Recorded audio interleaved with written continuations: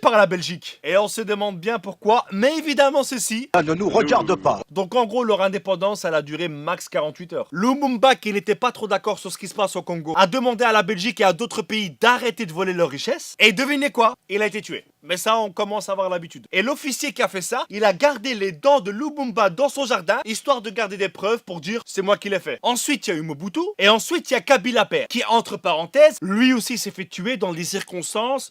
Voilà, on n'a rien vu. On ne voit rien, on sait pas. Et là, il se passe un truc de dingue. T'as le politique belge Louis Michel qui travaille pour l'Europe, qui vient au Congo et qui dit, vu que Kabila père est mort, on va donner le pouvoir logiquement à son fils, alors qu'il y avait un vice-président. Et ça a été justifié en disant que, vu qu'il y a des conflits, voilà, on va mettre son fils en attendant d'avoir des élections. Ça a duré 5 ans. Ça fait quand même beaucoup la période de transition. Et aujourd'hui, ça fait 16 ans qu'il est président. Et là, il est en train de vouloir changer la constitution, histoire de rester encore 2-3 siècles. Je sais pas si vous êtes au courant, mais il y a quelques années, il y avait un zoo de Congolais à Bruxelles. Et quand je te dis zoo de Congolais, je te parle pas d'animaux venant du Congo, mais bien d'un zoo humain de Congolais, où des familles belges venaient toucher les petits cheveux crépus des petites filles congolaises. Ah, comme c'est mignon! Aujourd'hui, un élément qui fout bien la merde au Congo, c'est le coltan. C'est juste un élément indispensable dans nos smartphones. Ça empêche à notre smartphone de trop chauffer et ça lui empêche d'effacer toutes nos données lorsqu'il s'éteint. Tu comprends maintenant à quel point ce truc est super important. Et pourquoi c'est aussi grave? Eh bien tout simplement parce que ce sont des femmes enceintes,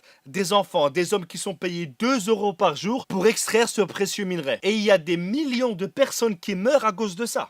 Et tous les fabricants de smartphones, d'ordinateurs, de tablettes utilisent le coltan congolais. Et ce coltan qui pourrait faire vivre tout le Congo est sorti illégalement vers le Rwanda qui le réenterre pour qu'ils puissent dire on est les premiers producteurs de coltan au monde.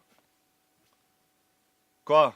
Tu commences à sentir comment elle pue cette histoire? On se demande bien à qui ça doit profiter tout ça. Aujourd'hui, ce magnifique pays qu'est la République démocratique du Congo est gouverné par des États, par des entreprises qui pensent que ce pays est un portefeuille. Et actuellement, il y a un génocide qui a déjà fait plus de 6 millions de morts, perpétué par des rebelles financés par des multinationales pour pouvoir piller le sol congolais. On est tous liés indirectement au Congo par nos smartphones. C'est vrai que cette vidéo ne va rien changer. Et là, il y a plein de personnes qui vont dire mais pourquoi est-ce que tu l'as fait alors? Bah parce que seulement le fait de savoir ce qui se passe là-bas, c'est déjà un pas qu'on fait. Et un petit pas en avant dans ce monde, aussi petit soit-il, c'est quand même le signe qu'on avance. Donc les amis, je vous invite à partager un maximum cette vidéo. Il faut que les gens soient au courant de ce qui se passe là-bas. Que les gens sachent ce qui se passe au Congo aujourd'hui, et d'ailleurs depuis des décennies, et sous l'indifférence générale. Merci à tous, et que Dieu bénisse la